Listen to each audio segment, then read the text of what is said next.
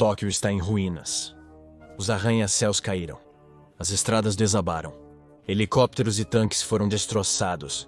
E monstros aparentemente imparáveis vagam pelos escombros.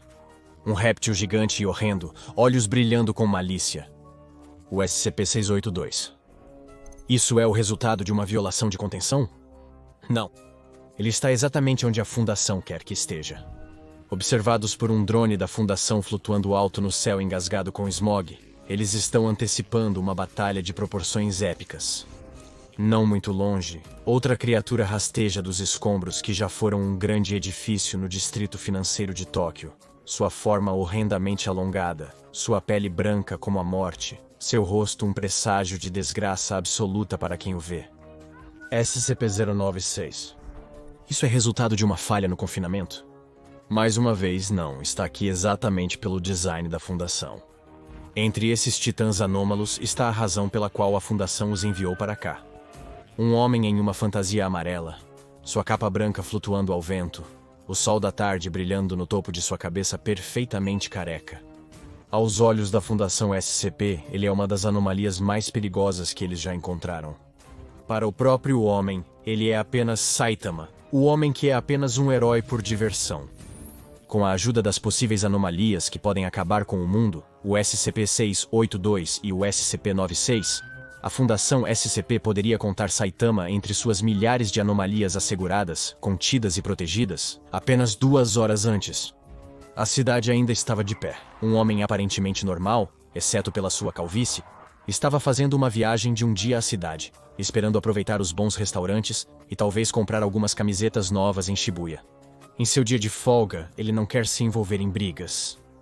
Mas hoje, essa não será sua escolha. Um drone da Fundação monitora seus movimentos do alto, atualizando os dados minuto a minuto para os vários agentes infiltrados da Fundação japonesa ao redor. A missão deles é simples: transportar o homem conhecido como Saitama para um local isolado e então se mover para interceptá-lo. Ele esperava que o outro aceitasse o confinamento voluntário sensatamente. Se ele não fizesse isso, eles precisariam recorrer a medidas mais extremas. Um agente disfarçado de promotor abordou Saitama próximo a uma mercearia. Suas informações indicavam que, apesar do seu potencial anômalo, Saitama não resistia a uma boa oferta, fraqueza que eles explorariam felizes. O agente de campo deu a Saitama um cupom, prometendo um desconto de 60% em um restaurante de sushi próximo que era um pouco fora do caminho comum, apenas hoje. O herói careca não pôde deixar de sorrir. Cara, isso é um ótimo negócio. Eu seria um idiota se deixasse isso passar. Fisgado, linha e chumbada. 20 minutos depois, Saitama chegava no restaurante de sushi picante e barato, alheio à armadilha preparada para ele, e que a área de 2 milhas ao redor havia sido evacuada, caso as coisas piorassem. E as coisas definitivamente iriam ficar feias. Tudo isso começou quando os pesquisadores da Fundação em Tóquio notaram coisas estranhas e impossíveis. Anomalias, conhecidas por alguns da divisão de pesquisa japonesa como seres misteriosos, eram encontradas mortas. Criaturas incrivelmente poderosas, aparentemente mortas sem esforço. A morte das anomalias só poderia ser causada por uma anomalia mais poderosa, levando os agentes a um prédio de apartamentos com nível de Hume anormal. Um dos poucos residentes restantes neste prédio, considerado por muitos como uma área perigosa, era um homem careca que vivia sozinho e correspondia a certos relatos de testemunhas de uma figura misteriosa vestida como um super-herói, matando monstros várias vezes o seu tamanho. Uma variável solta como essa não poderia ser deixada sem contenção, e a Fundação SCP precisava trancá-lo e realizar o máximo de testes que pudessem. Voltando ao presente, Saitama acabara de entrar no restaurante de sushi que servia de fachada para a Fundação. Ele fez seu pedido e esperou, quando de repente, uma força-tarefa móvel fortemente armada surgiu das sombras, apontando fuzis de assalto de alta potência, com munição capaz de derrubar um rinoceronte. Saitama estava cercado, mas ele parecia alheio ao perigo. Vocês estão aqui pela promoção de sushi? Você está um pouco arrumado demais. A força-tarefa móvel não quis perder tempo. O líder do esquadrão ordenou que Saitama se entregasse pacificamente e se submetesse à custódia. Se ele não o fizesse, eles poderiam usar força letal. Saitama protestou que não podia sair agora. Ele perderia a promoção de sushi. Antes da missão, o líder do esquadrão foi avisado que enfrentariam uma anomalia extremamente poderosa. Ele havia perdido amigos no detalhe do SCP-682, então ele com certeza não iria arriscar nesse. Ele ordenou que seu esquadrão abrisse fogo. O estampido do fogo automático ecoou pelas ruas. Os flashes do cano da arma transformaram o restaurante de sushi num pesadelo para fotossensíveis, enquanto as balas rasgavam a recepção e salpicavam a parede. Mas de alguma forma, nenhuma delas atingiu Saitama. Ele nem mesmo estava lá. Surpreso, o líder do esquadrão se virou e viu Saitama parado logo atrás. Você deveria ter mais cuidado para onde aponta essas coisas. Poderia machucar alguém. O líder do esquadrão girou e tentou atirar em Saitama novamente, mas com um único estalar de seu dedo, o líder atravessou voando 3 paredes. Em pânico, o vice-líder pediu reforços e ordenou a retirada da equipe. Houve outro estrondo ensurdecedor do outro lado da rua, quando um atirador da fundação em um prédio próximo disparou uma bala de calibre 50 na nuca de Saitama. A bala simplesmente ricocheteou no couro cabeludo de Saitama, como uma bebê disparada na lateral de um carro. Ele coçou a parte de trás da cabeça, mal percebendo isso. Felizmente para a fundação, este era apenas o plano A. O plano B começou quando a bomba embaixo do restaurante falso de sushi explodiu, reduzindo todo o prédio a escombros com Saitama dentro dele. Isso, eles estimaram, com certeza iria ao menos atrasá-lo. Ou assim eles pensaram, até que o herói careca por diversão saiu sem esforço dos escombros, tirando a poeira de tijolo de sua roupa. De alguma forma, durante a explosão, ele conseguiu trocar de sua roupa civil para seu uniforme de herói. Agora ele iria ficar pelo menos semi-sério. Mas a fundação também estava. Trouxeram artilharia pesada, tanques de última geração com canhões e metralhadoras calibre 50 invadiram as ruas. Eles mobilizaram vários helicópteros de ataque e 2 jatos F-35. Os subúrbios isolados de Tóquio logo se tornaram uma zona de guerra, com os beligerantes sendo a organização mais poderosa do mundo e um homem careca e entediado. Com uma velocidade que olhos comuns não poderiam nem quantificar, Saitama desviou do fogo de metralhadora vindo da terra e do ar, as balas, ao invés disso, rasgando o asfalto sob seus pés. Os tanques se aproximaram para ter uma melhor chance de acertar Saitama, mas isso seria a sua ruína. Um deles disparou um tiro de seu canhão principal, que Saitama desviou como se fosse uma mosca irritante. Frações de segundo depois, ele avançou e com um soco reduziu o tanque a sucata. Os homens tiveram sorte de não morrerem. Eu nem mesmo conheço vocês, reclamou Saitama. Por que estão tentando estragar meu dia de folga? O outro tanque recuou, percebendo que não seria eficaz contra esse combatente anômalo.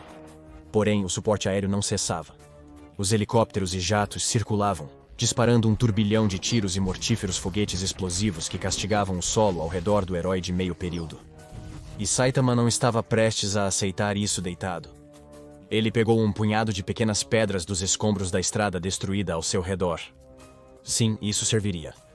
Ele olhou para o céu, sua visão super-humana se concentrando nos seus perseguidores aéreos. Um a um, ele jogou os seixos no ar, disparando-os a uma velocidade que uma arma antiaérea só poderia aspirar a alcançar com seus próprios projéteis. Os seixos atingiram os tanques de combustível dos helicópteros e jatos, derrubando-os com explosões espetaculares. As carcaças queimadas aterrissaram entre os prédios próximos, iniciando incêndios que se espalhavam rapidamente. Saitama desconhecia que a fundação também instalou âncoras de realidade de Scranton em prédios próximos, visando restringir seu poder. Em vez disso, sua presença fez com que as âncoras sobrecarregassem e explodissem. Saitama era ainda mais poderoso do que as melhores estimativas da fundação. Se eles quisessem alguma esperança de subjugá-lo e contê-lo, eles precisavam requisitar um pouco de assistência anômala. No caso de emergências extremas como esta, onde o inimigo anômalo é extremamente poderoso, mas a área é tão densamente povoada que a implantação terrestre do Hammerdown é inviável, a Fundação tem uma lista de anomalias incrivelmente perigosas que podem ser implantadas em curto prazo, a fim de fornecer uma demonstração de força extrema contra um inimigo aparentemente imparável. Conter Saitama foi considerado uma emergência grave o suficiente para permitir isso. Enquanto as anomalias incontroláveis eram preparadas, os remanescentes da Força-Tarefa Móvel Experimental, Caixa de Pandora, se aproximavam da localização de Saitama. O principal entre eles era o SCP-076, Abel, um guerreiro imortal inumanamente proficiente em combate, capaz de produzir armas do nada. Quando ele ouviu que um combatente tão forte quanto Saitama estava envolvido, ele exigiu ser autorizado a enfrentá-lo. Abel buscava constantemente novas oportunidades para testar suas habilidades. Não demorou muito para o guerreiro imortal chegar ao subúrbio de Tóquio em ruínas que se tornou um campo de batalha. Ele retirou 2 lâminas de obsidiana de suas dimensões de bolso de armas e focou em Saitama. Seu coração acelerava, adrenalina percorrendo suas veias. Ele rugiu um desafio de combate mortal ao seu inimigo careca. Quem você supõe que seja? Saitama perguntou, coçando a cabeça. Como um cosplayer de um novo videogame ou algo assim? Abel não gostou disso. O estranho Saitama precisava aprender a respeitar. Ele ergueu suas armas e avançou, movendo-se com uma velocidade e intensidade sobre-humanas. Ele iria separar a cabeça careca deste Saitama do seu corpo. BAM. Um único soco de Saitama enviou Abel voando pelo ar, atravessando a atmosfera e indo para a fria e implacável escuridão do espaço. O guerreiro morreu tão rápido que nem percebeu. Isso foi estranho, disse Saitama. Apesar de Abel não ter subjugado Saitama, ele comprou tempo para a Fundação reunir suas forças restantes. Cápsulas de alta velocidade estavam pousando por toda Tóquio, liberando monstros horríveis empenhados na destruição, todos colocados em rota de colisão com um Saitama. Agora era a hora do verdadeiro desafio. Meia milha a oeste, o SCP-2419, os Homens Risonhos, zumbis sádicos feitos a partir dos corpos das classes D, considerados quase impossíveis de matar, foram libertados, praticando violência indiscriminada em qualquer civil que encontrassem pelo caminho. Desde que ajudassem a enfraquecer Saitama, a Fundação considerava uma perda aceitável. 50 metros ao norte, outra cápsula liberou o SCP-58, o Coração das Trevas, uma anomalia capaz de causar destruição em massa com seus sprays de ácido inflamável, tentáculos laminados e pernas afiadas, semelhantes às de insetos. Começou a destruir e incendiar prédios próximos, arrancando carros e atacando transeuntes. Novamente, essas foram consideradas perdas aceitáveis. 10 metros ao sul de Saitama, uma cápsula liberou o SCP-106, o velho, outro SCP imortal e incrivelmente sádico conhecido por prender suas vítimas em uma dimensão de bolso, para torturá-las pelo tempo que quiser. Ele gostaria de usar seus talentos para causar dor contra uma vítima tão forte quanto Saitama. Isso seria um desafio verdadeiramente saboroso. Era hora de ver se Saitama realmente era digno de usar o título Herói. Primeiro, os Homens Risonhos atacaram. Eles pularam sobre Saitama, golpeando-o com seus punhos nodosos, rindo feito loucos. O ataque inicial deles foi feroz.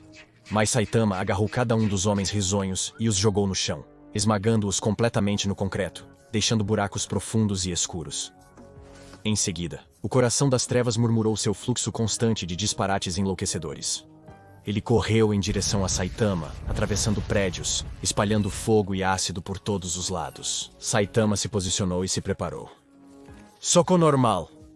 Ele gritou com determinação de aço.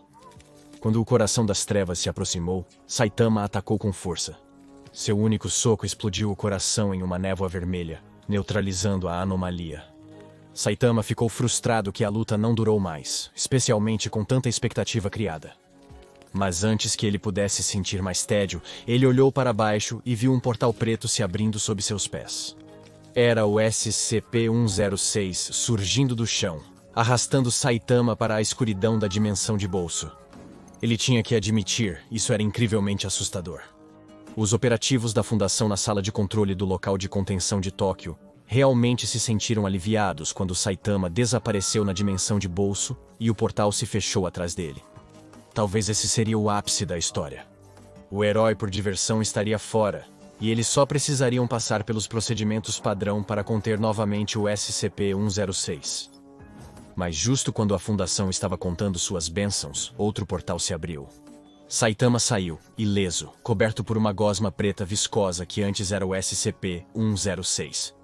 Mais uma anomalia havia sido permanentemente neutralizada por essa nova anomalia mortal, que a Fundação estava considerando codinomear de One Punch Man. Que dia estressante, disse Saitama, olhando para a gosma preta corrosiva em suas roupas. Vou precisar levar isso para a lavanderia. A Fundação esgotou todas as outras opções. Eles precisavam implantar as 2 anomalias mais propensas a causar eventos de baixas em massa, se implantadas de forma ineficaz. O SCP-682 o réptil difícil de destruir. E o SCP-096, o cara tímido. Se os poderes combinados deles não derrotassem Saitama, nada o faria. Suas esperanças se concentravam nisso. O que nos traz de volta ao início da história. Saitama estava lá, cercado por duas das anomalias mais mortais existentes. No segundo em que ele olhou para o rosto do SCP-096, a fera começou a gritar. Entrou em seu estado de fúria e avançou, braços estendidos para rasgar e dilacerar, até que um único soco desintegrou completamente o monstro. O SCP-682 não se intimidou, lutando contra Saitama não menos repugnante do que qualquer outro ser vivo no planeta. Destruiria este humano insolente, mesmo que ele fosse poderoso. O réptil certamente poderia evoluir e se adaptar a qualquer coisa que ele jogasse contra ele. Se havia uma coisa que o SCP-682 era incomparavelmente bom, era sobreviver apesar de tudo.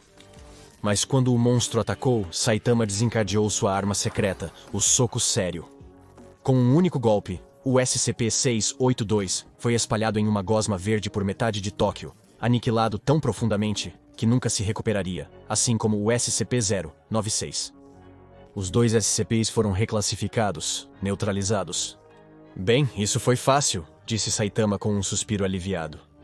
Nada que eles jogaram em Saitama foi bem sucedido. Sem pessoal, sem arma, sem anomalia mortal. Ele era extremamente forte. Mas havia um único recurso restante. Algo que poderia virar a situação a favor deles. Um único operativo se aproximou de Saitama no meio dos escombros, armado com um item, um contrato. O operativo limpou a garganta e perguntou.